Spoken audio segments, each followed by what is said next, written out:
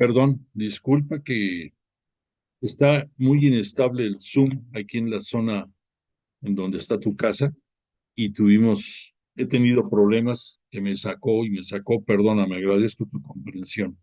Bueno, perdón, retomando el tema, te decía que ya dentro de las características de nuestra iglesia, que es una santa católica, apostólica y por supuesto cristiana, porque emanamos de Cristo, hay la palabra católico quiere decir universal, quiere decir que engloba a toda la humanidad, no solamente a los que hemos sido bautizados.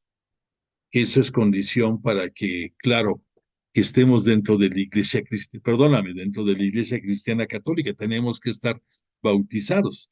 Y ese bautismo es en el nombre del Padre, del Hijo y del Espíritu Santo.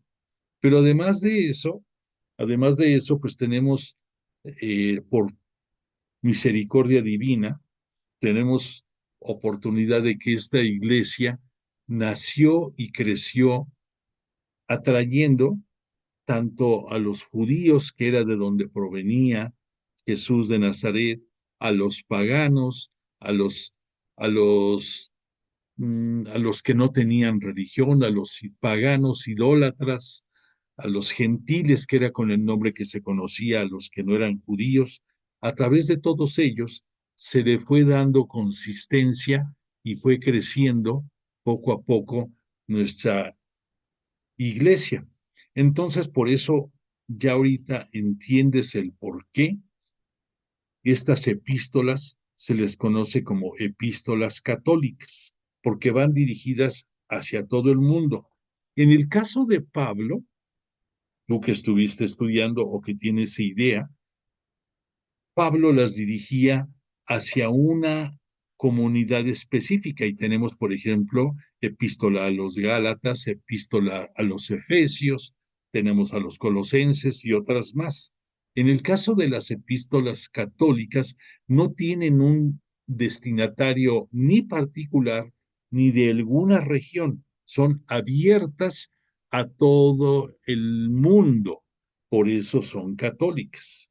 Bueno, pues entonces dentro de estas 7 epístolas católicas, vamos a comenzar el día de hoy eh, viendo la epístola de Santiago. Y quiero darte nada más para que te ubiques un poquito más, que dentro de los apóstoles existieron 2 Santiagos. Hubo más discípulos y hasta apóstoles que tenían también el nombre de Santiago. Pero en aquellos tiempos, por ejemplo, una manera de decirle a los Santiagos era también Jacobo. Por lo tanto, si tú te pones a examinar bien dentro de los apóstoles, hubo 2 Santiagos específicamente, pero hubo otro más que se le conoció como Jacobo. Ahora, dentro de estos 2 Santiagos, que sí tienen el nombre así de Santiago, existen, repito, dos. El primero de ellos, Santiago, él fue hermano de Juan el Evangelista. Y dentro de los apóstoles se le conoce como Santiago el Mayor. Entonces, estos 2 hermanos, Juan y Santiago, tuvieron una importancia muy grande dentro de la buena nueva que es el Evangelio de Jesús, porque estuvieron participando en muchos momentos claves de su ministerio. Por ejemplo, fueron reclutados dentro de los primeros 4 apóstoles. Dentro de los primeros 4 está Andrés, está Pedro, está el propio Juan y está Santiago. Pero en muchos momentos trascendentes de el ministerio de Jesús también aparecen, por ejemplo, en la transfiguración o también en la oración en el huerto, cuando está viviendo Jesús su agonía ahí. Después cuando después de que resucita Jesús, Santiago también, obvio, igual que Juan y el resto de los apóstoles, se encuentran en el cenáculo en donde se da el evento de Pentecostés, en donde baja el Espíritu Santo a ellos en forma como de lenguas de fuego.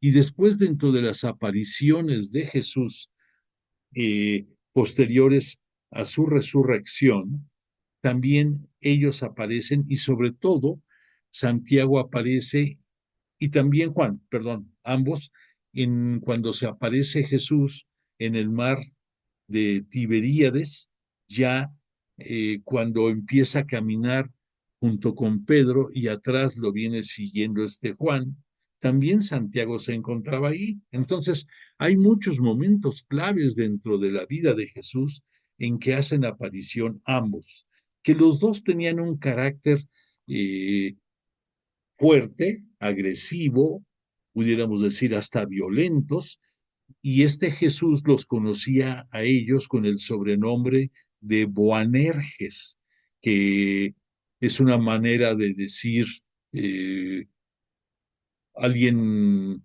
impredecible, alguien agresivo, alguien difícil de controlar. Así eran Santiago, apóstol y Juan. Entonces, este Santiago apóstol, él, repito, se le conoce dentro de la historia bíblica como Santiago el Mayor. Ellos, los dos, tanto Juan como Santiago, fueron hijos de Zebedeo, así se llamó su padre, así los conocemos. Y en el caso de Santiago, apóstol, él después de que partió Jesús hacia el cielo, él estuvo muy presente en la tarea de llevar la palabra de Jesús a todo el mundo, como él pidió cuando antes de que se elevara al cielo. En el caso de Santiago el Mayor, gracias a esta idea de llevar la palabra hacia el mundo entero, aquí en este mapa podemos ver más o menos hacia dónde se fue abriendo la palabra de Dios, tanto en la zona de Asia, que lo tenemos aquí en toda esta parte, como a la izquierda en la zona europea. Aquí en este mapa no alcanza a salir lo que en aquellos tiempos se conocía como Hispania, que corresponde a España y a Portugal. Entonces, aquí en esta zona de la derecha está la península siriaca, está Fenicia, está lo que fueron el reino del norte y del sur de Israel, y donde fue el Evangelio de Jesús, donde él estuvo como un maestro itinerante por muchos lugares de toda esta zona. Bueno, entonces retomo a Santiago el Mayor, a Santiago Apóstol. Él, después más o menos del año 33, él se fue hacia la zona de Hispania, hasta hacia España y Portugal.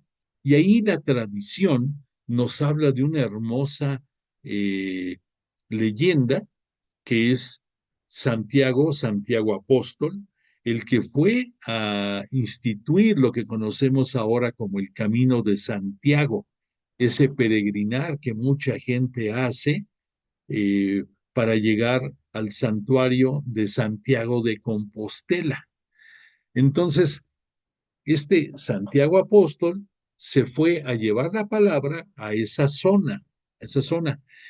Después hubo un detalle que nos habla la tradición muy hermoso, porque nos cita que la Virgen María, cuando estuvo viviendo ya en sus últimos tiempos bajo el cuidado de Juan, hermano de Santiago, estuvo primero, después de que murió Jesús, continuó en Jerusalén, pero después, por razones de seguridad que así lo pensó conveniente Juan, se fueron a radicar a Éfeso, aquí por la zona, mira aquí donde está la flechita, aquí está Éfeso. Ahí estuvo viviendo un tiempo la Virgen María y Juan. Ahí en ese lugar, gracias a que estuvo en Éfeso, pudieron tener algunos eh, personajes importantes de la Sagrada Escritura contacto con la propia Virgen María, como en el caso de Lucas, el evangelista, en el caso también eh, de Marcos, y algunos otros más que andaban junto con este Pablo. No nos citan de Pablo en forma directa, pero sí de Lucas. Lucas, que vemos ahí que en las narraciones que nos deja en Hechos de los Apóstoles, nos va a relatar que tuvo oportunidad de estar en Éfeso con Juan. Y es muy bello porque dicen que dentro de las habilidades de este Lucas era, además de que conocía mucho de medicina y de que era un pagano muy ilustrado e ilustre, pudiéramos decir, dominaba ampliamente el griego y un griego de muy buen nivel, dominaba también pintura. Él hizo varios íconos, aquellos cuadros que nos hablan más que mostrar imagen, nos hablan de la persona que representan. Y se le atribuye a Lucas haber hecho uno sobre la Virgen María. Bueno, pues estando en Éfeso la Virgen María y sintiendo por visión que tuvo de su propio hijo, que pronto iba a llegar el tiempo de lo que conocemos de su dormición, de la muerte de la Virgen en este mundo y de su asunción al cielo, porque recordemos que ascensión es de Jesús, que él asciende él mismo, y asunción es que los ángeles vinieron por María y la elevan a los cielos. Bueno, pues entonces, sintiendo María ya la proximidad de esto, se va a desplazar hacia Jerusalén de nueva cuenta y les hace llegar el mensaje a los apóstoles que vengan a verla. Quería despedirse de ellos, quería abrazarlos, quería darles la bendición. Bueno, entonces en el caso de este Santiago el Mayor, Santiago Apóstol, él se encontraba en España y dicen que la aparición de la Virgen del Pilar, que tanta devoción tienen los españoles por ella, era la aparición de la Virgen para hacerse presente con Santiago el Mayor y mandarle el mensaje de que lo necesitaba en Jerusalén. Entonces, esa Virgen María que aparece sobre un pilar y que dentro de las costumbres y tradiciones españolas, pues la consideran la Virgen del Pilar, pues llevaba el mensaje subliminal para Santiago: vente a Jerusalén porque María quiere verte. Entonces, así lo hizo este Santiago, regresa a Jerusalén y junto con el resto de los apóstoles tiene la oportunidad de recibir la bendición de la Virgen María, eh, y después, ocasionado por esta visita, eh, este Santiago el Mayor va a tener problemas con las autoridades romanas ahí en Jerusalén, y entonces estamos hablando más o menos del año 43, el año 44. En pocas palabras, Herodes Agripa I, uno de los tantos hijos de este Herodes, lo apresa a Santiago y le va a dar muerte. Algunas historias dicen que murió apedreado, otros no nos citan una manera específica, pero lo que es cierto es que murió bajo la consigna de darle muerte emitida por Herodes Antipas. Entonces, eh, prácticamente se convirtió en uno de los primeros mártires, este Santiago Apóstol. Recordemos que el primer mártir del que nos data la historia de nuestra iglesia es Esteban. Esteban, que fue en el propio año 30 en que muere Jesús, también en ese año él va a morir y se va a convertir en el primer mártir de nuestra religión. Pero pues no dista mucho de muchos que en esos primeros tiempos de la iglesia entregaron su vida por la religión.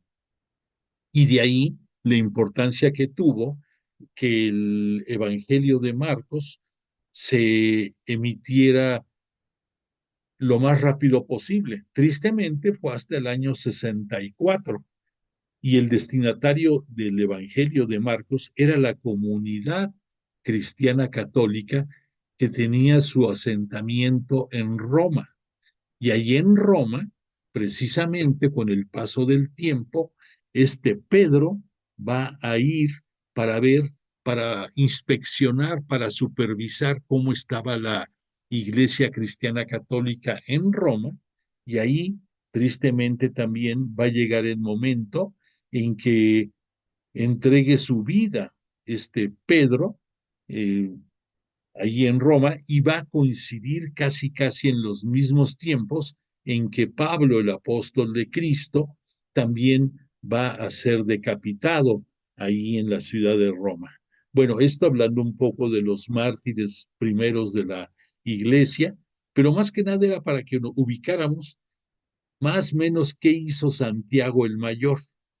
El otro Santiago que nos data en la Sagrada Escritura, que lo conocemos con el nombre de Santiago el Menor. Este Santiago el Menor, él fue hijo de Cleofás o de, o de Alfeo, le llaman otros. Es curioso porque fíjate que no tenemos una certeza, pero posiblemente nos cita las escrituras que este Mateo, el evangelista, era hijo de Alfeo, que coincide también con el padre de Santiago el Menor, por lo cual es probable que Mateo y Santiago el Menor fueran hermanos. Y es curioso porque dentro de la historia de la religión conocemos a Santiago el Menor como el pariente de Jesús. Y hay mucha razón. Tenemos dos diferentes tradiciones. Al decir esto, son dos distintas hipótesis que pueden ser una o puede ser otra. Pero este Alfeo, que nos citan aquí, papá de Santiago el Menor y probablemente hasta de Mateo el Evangelista, tenía parentesco con San José.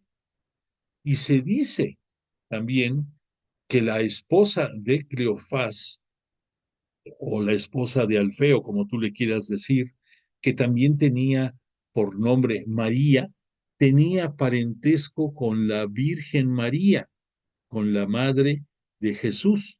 Entonces, según nos dicen estas tradiciones, por cualquiera de los dos lados, por el lado de San José, porque para esto, no sé si te dije, pero este Alfeo era primo, se supone, de San José. Entonces, y María, la esposa de este Alfeo, era hermana, según nos dicen, o prima hermana, más bien dicho, prima hermana de la Virgen María. Entonces, por cualquiera de los dos conductos, pero había una relación muy cercana de parentesco con Jesús. Por eso no es entendible, más bien dicho, el por qué se refieren a Santiago el Menor como el pariente de Jesús. Bueno, pues este Santiago, el menor, la responsabilidad que tuvo después de la muerte de Jesús fue de trabajar estrechamente con Pedro y con Juan. Pedro y Juan eran los responsables de estar analizando, supervisando, monitoreando, para que tú me entiendas, el crecimiento de la nueva iglesia cristiana católica y su extensión hasta los confines de la tierra.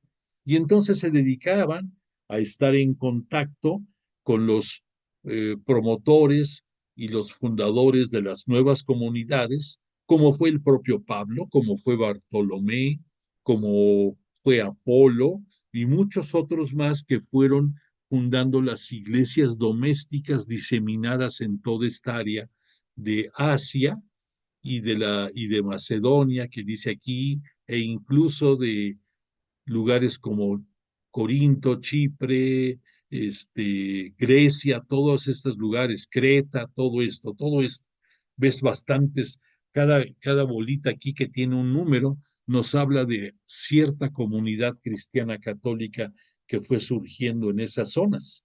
Entonces tú verás que trabajaron con mucha intensidad, trabajaron con mucha entrega al crecimiento de la obra de extender la iglesia y tristemente muchos de ellos, la mayoría, acabaron siendo mártires de la causa y entregando su vida por la Santa Iglesia Cristiana Católica. Bueno, entonces te decía, este Santiago el Menor trabajó muy estrechamente ligado a Juan y a Pedro, pero la responsabilidad concreta de este Santiago, el pariente del Señor, era la conducción de la iglesia de Jerusalén. Entonces, esto te lo quiero comentar porque es importante, porque en un principio, en la iglesia cristiana católica naciente, se vio con muchos asedios por diferentes razones. La principal de ella era porque los integrantes de la nueva Iglesia Cristiana Católica, muchos provenían del judaísmo. ¿Por qué? Pues por obvias razones. Jesús y los mismos apóstoles y muchísimos de los discípulos, por no decir todos, los que estaban en la zona de Siria, eran judíos. Y después los que se fueron agregando de otras latitudes, pues algunos eran gentiles, que así se les conocía a los que no eran judíos, pero que simpatizaban en gran parte con el judaísmo, y también había paganos y otras denominaciones más que eran idólatras, que venían de reinos en que se adoraban muchísimos dioses, dioses con D minúscula, porque no sabemos perfectamente que Dios con D mayúscula solamente hay uno, Dios Padre. Pero había muchos, en muchas localidades, en muchos lugares había dioses ídolos que tenían muchos seguidores. Entonces, de todos esos lugares estaban ingresando a la nueva iglesia cristiana católica. Entonces, por un lado, imagínate lo que eso significa, que personas de diferentes corrientes de pensamiento, de distintas costumbres alimenticias, que algunos de ellos veían como los judíos, que era innecesario el estar circuncidados, según ellos, para ingresar a la iglesia, o sea que haber sido judíos antes. Y ellos pensaban que la salvación, de acuerdo a sus creencias, únicamente era para los judíos. Tuvo que venir Jesús a morir por toda la humanidad, por todos los que antes que Él, en el tiempo de Él, y todos los que después llegamos, tuvo que venir a morir y derramar su sangre por la remisión del pecado, de todos, hasta de los tuyos, de los míos, todo. Y después tuvo que llegar el momento en que gracias a la decisión de Dios Padre y por el poder del Espíritu Santo, resucita y después es glorificado ascendiendo al cielo, donde recibe el título de Mesías, de Cristo, de Salvador, en donde recibe más Espíritu Santo por toda la gran obra que hizo en este mundo, en donde Dios Padre lo sienta a su derecha como el heredero y además lo hace ya no solamente le renova el que es el rey de la tierra, sino el rey de todo el universo. Todo esto se da y gracias a eso, entonces, muchos hemos ido entrando a la iglesia con diferentes corrientes de pensamiento, costumbres, etcétera, etcétera. Pero en aquellos tiempos era tremendo, porque repito, no, No existían los cristianos católicos hasta que Jesús instituye la iglesia. Y todos los que van a ir ingresando previamente venían de algún sector, llámale judío, llámale gentil, llámale pagano, llámale agnóstico, hereje, lo que sea. Ahora, piensa ya nada más en, en lo que es el judaísmo. Dentro del judaísmo había dos grandes vertientes, dos grandes corrientes. Los judíos judaizantes, no es que esté mal el nombre, judío judaizante, significa que son judíos que piensan que ellos son los elegidos y que forman una forma de ser nacionalista, una forma de ser universalista, pero que todo es dentro del judaísmo. Y tenemos después que por las razones en que los asirios invadieron el reino del norte de Israel, pues sí, de Israel, y que los babilonios se llevaron también deportados a muchos judíos del reino del sur, de lo que es Judea.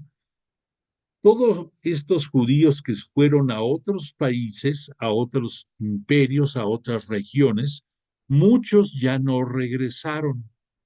¿Por qué? Porque fue pasando el tiempo, fueron encontrando acomodo, medio de subsistencia, llámale como quieras, y ya no regresaron después a Israel. Y entonces ahí se ocasionó el fenómeno que conocemos con el nombre de la diáspora, la dispersión de esos judíos. Y desde entonces hasta nuestros días hay muchísimos judíos diseminados por todo el mundo, que desde el punto de vista religioso se dice que hay un sustento, que los judíos, los israelitas que fueron, eh, que fueron después de que Moisés les entrega las tablas de la ley, se convirtieron en el pueblo elegido de Dios por decisión de Dios y que les pidió solamente el que lo reconocieran a él como el único Dios y solo a él le dieran culto. O sea, ese pueblo de Israel que desde entonces sigue siendo propiedad de Dios y continúa, y así será hasta el fin de los tiempos, repito, hay un sentir que tienen unas cualidades muy especiales los judíos, entre otras, una, una dedicación a la alabanza a Dios como pocos. Hay que reconocerles esa virtud, ese don, ese carisma a los judíos. Y entonces se dice que están diseminados por todo el mundo para hacer muestra de lo que debe de ser un culto a Dios en una forma intensa, en una forma exclusiva, en una forma total. Eso hay que reconocérselos a los judíos. Pero los que integramos el nuevo pueblo de Israel espiritual somos todos nosotros, incluyendo a los propios judíos, pero ahí ya entramos todo el resto del mundo.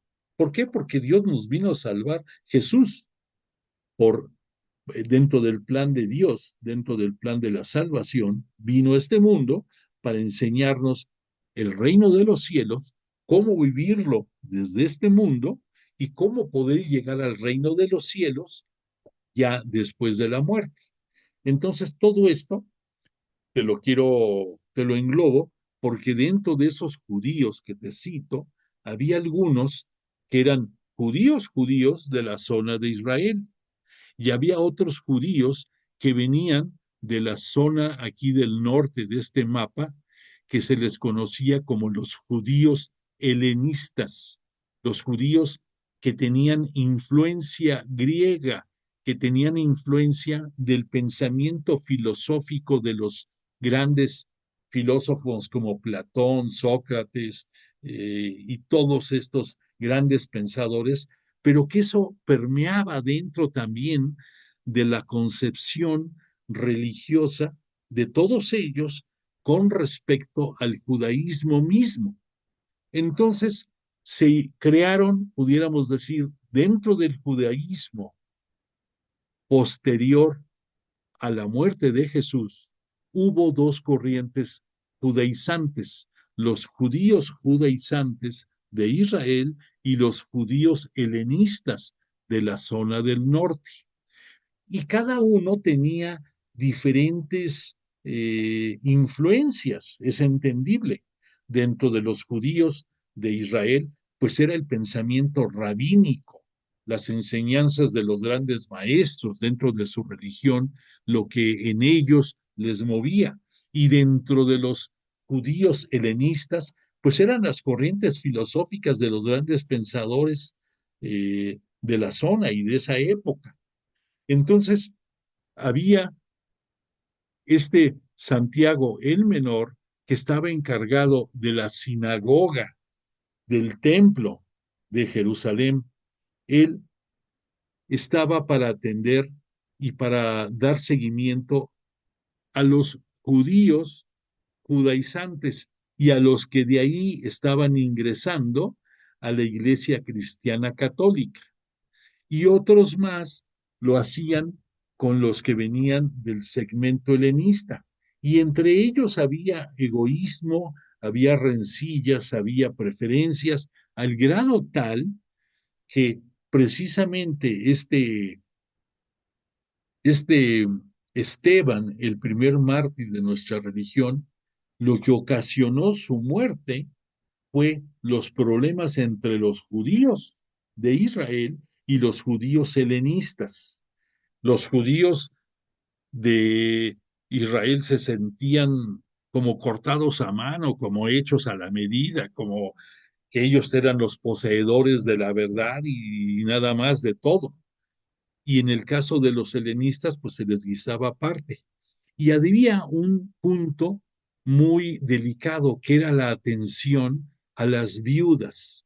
De acuerdo a las costumbres judías, las viudas que tuvieran hijos tenían que vivir de la atención económica y de todos los aspectos que sus hijos les prodigaran. Las que no tenían hijos tenían que vivir de la caridad pública o si tenían la fortuna de recibir apoyo de parte de la iglesia a través de sufragios, a través de limosnas, a través de donaciones, a través de regalos, pues podían ir saliendo adelante. Pero entonces, esto era un motivo muy delicado, porque fíjate, además de todo esto, dentro del judaísmo había una disposición que dispensaba a los hijos de dar ese óvulo, de dar esa ayuda a su madre viuda, si ese dinero lo daban al templo para el servicio de los sacerdotes y del propio templo. Entonces, quedaban liberados de esa responsabilidad. Entonces, olvídate, dices, ¿dónde queda el mandato de honra a tu padre y a tu madre? Pues aquí, con esa disposición, se acababa esa responsabilidad. Entonces, repito, que era un problema muy fuerte para las viudas y de ahí la forma en que las atendían difería entre las viudas de los judíos de Israel y las viudas helenistas.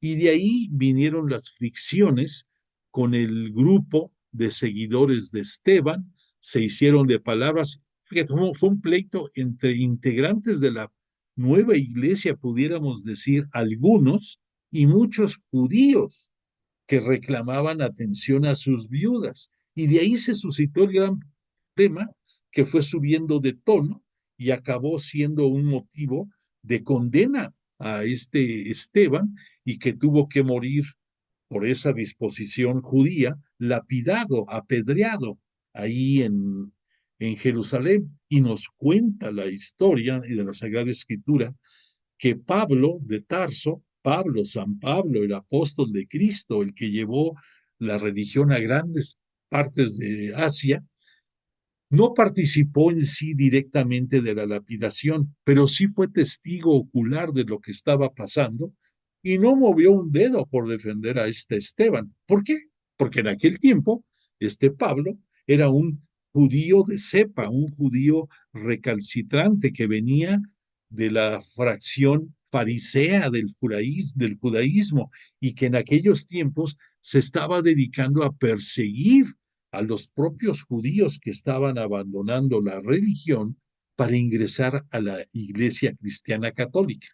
Entonces, todo esto que te cuento es para que tengas un margen de referencia de cómo estaban las cosas en ese mundo ardiente desde el punto de vista fricciones, envidias, grupos de poder, en todo eso, costumbres diferentes, costumbres alimenticias, costumbres de vida, costumbres de oraciones, todo eso, de las cuales va surgiendo la nueva iglesia cristiana católica. Entonces, es durísimo el imaginarnos todo esto, pero todo eso te lo pongo a tu conocimiento por dos motivos. El primero, para que tengamos una clara concepción de cómo era el mundo social, económico, histórico en ese tiempo. Y la otra, porque nosotros seguimos el método de estudio histórico crítico para entender mejor la Biblia. Y dentro de ese espíritu, dentro de ese estudio histórico crítico, tenemos que ver todas estas variantes, por un lado. Tenemos que ver, por otro lado, ya en los escritos que vamos a ir viendo, en este caso de la epístola de Santiago, cómo es el lenguaje que utiliza, cuál es el sentido que le imprime a su comunicación hacia nosotros. Y como tercer elemento tenemos que ver cuál fue la inspiración recibida por Santiago y por todos los demás autores de los libros de la Biblia, que cómo interpretaron lo que el Espíritu Santo les manifestó a ellos. Entonces, entre estos tres elementos, las condiciones histórico-críticas, histórico-sociales, el lenguaje y el mensaje del Espíritu Santo, se conforman los tres de ese triángulo, se conforman los tres vértices que nos va a ayudar a entender y comprender mejor la redacción del libro sagrado. Por esa razón, quiero que entiendas el por qué muchas veces decimos que para entender bien la Biblia no podemos remitirnos a un solo texto. En primer lugar, que todo tiene una correlación. En segundo lugar, porque muchas veces el sentir de un autor sagrado va a diferir a la percepción de otro. No quiere decir eso que estén en contra, simple y sencillamente que es la manera en que interpretaron ellos esa luz recibida del Espíritu Santo. Y en esta epístola de Santiago va a quedar muy palpable. No te puedo dar más datos ahorita porque no va a dar tiempo ya ahorita de que la abordemos, pero en la próxima clase vamos a ver lo que eso significa. El que en algunas apreciaciones de él va en contra de lo que hemos estudiado con otros autores. Y los dos tienen razón, los dos fueron inspirados por el Espíritu Santo, pero es la manera en que interpretaron esa luz recibida y en que la tradujeron en sus libros. Bueno, pues dicho todo esto, ya tenemos un marco para poder comenzar a estudiar la epístola de Santiago, que lo vamos a tener que hacer en nuestra próxima clase.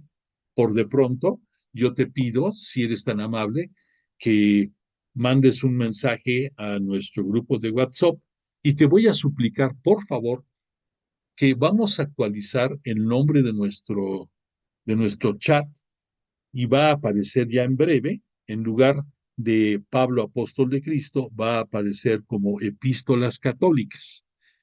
Pero te pido que quiero actualizar los integrantes de este grupo para que les hagamos llegar toda la información pertinente cuando se genera en nuestro grupo y también para que podamos tener un vínculo de comunicación.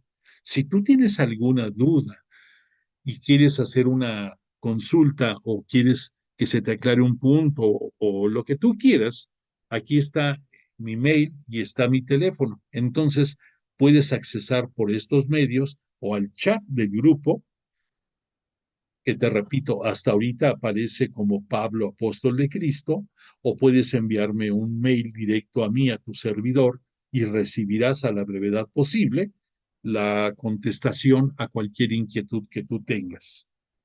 Te invito también, por último, a que difundas nuestro curso entre tus conocidos, entre tus amistades, para que podamos crecer y engrosar este grupo de estudio.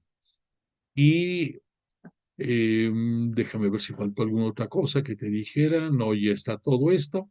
Bueno, pues es nuestra costumbre de que además de que le agradecemos a Jesús de Nazaret y a su Espíritu Santo el que nos hayan tenido la misericordia de estar entre nosotros, como todas nuestras clases, para ayudarnos a entender mejor la palabra de Dios, cerramos siempre nuestras sesiones con un canto que espero sea de tu agrado, y agradezco mucho tu presencia esta noche y deseo que tú y tu familia tengan una hermosa semana, que goces de salud y que vivas en paz y en forma placentera y con mucho bienestar. Gracias de tu presencia y te pongo el canto de cierre. Que descanses.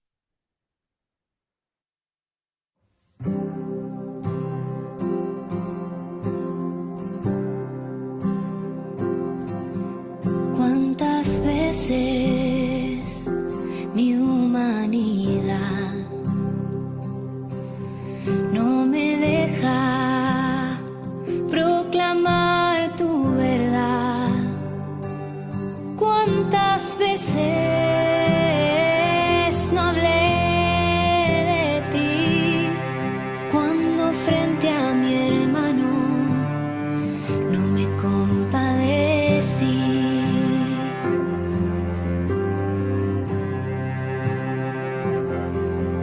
Hoy me enseñas que hay que perdonar y no importa la cantidad, sino ser como tú, que tanto amaste que te diste en la cruz. Yo quiero ser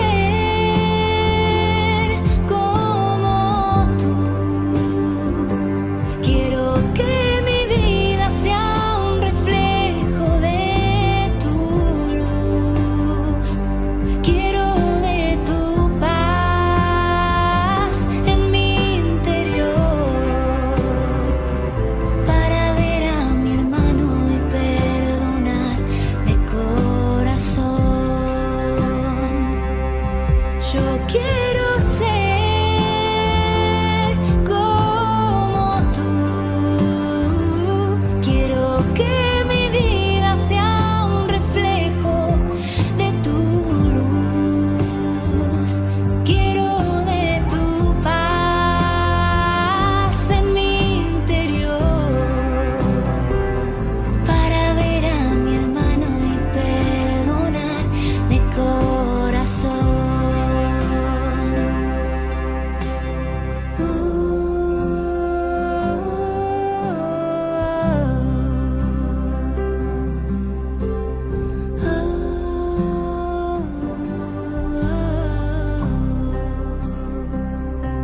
Yo quiero ser como tú. Quiero que mi vida sea un reflejo de tu luz. Quiero de tu paz en mi interior, para ver a mi hermano y perdonar de corazón. Para ver a mi hermano y perdonar de corazón.